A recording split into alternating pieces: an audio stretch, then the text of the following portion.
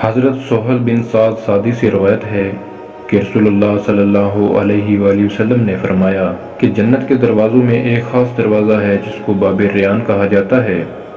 اس دروازے سے قیامت کے دن صرف روزہ داروں کا داخلہ ہوگا، ان کے سوا کوئی اس دروازے سے داخل نہیں ہو سکے گا۔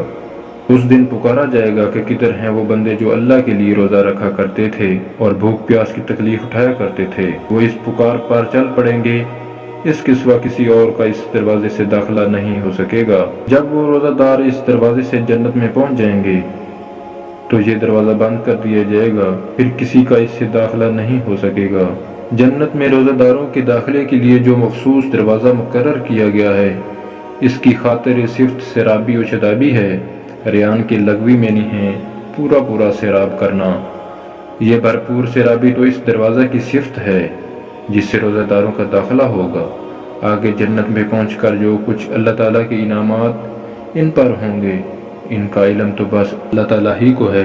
حضرت ابو ہریرہ رضی اللہ تعالیٰ عنہ سے روایت ہے کہ رسول اللہ صلی اللہ علیہ وآلہ وسلم نے روزہ کی فضیلت اور قدر و قیمت بیان کرتے ہوئے ارشاد فرمایا کہ آدمی کے ہر اچھے عمل کا ثواب 2 گنا سے 700 گنا تک بڑھا دیا جاتا ہے، مگر اللہ تعالیٰ کا ارشاد ہے کہ روزہ اس عام قانون سے مستثنا اور بالاتر ہے۔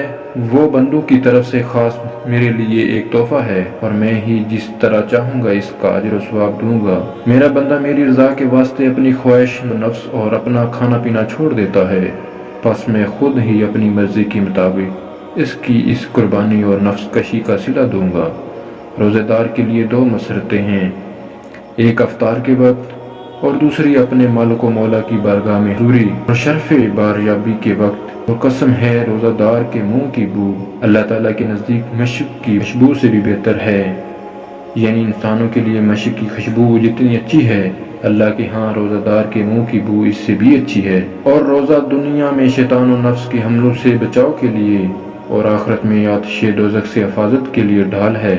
اور جب تم میں سے کسی کا روزہ ہو تو چاہیے کہ بےہودہ باش باتوں پرہیز کرے، اور اگر کوئی دوسرا اس سے گالی گلوچ یا جھگڑا کرے تو کہہ دے کہ میں روزہ دار ہوں۔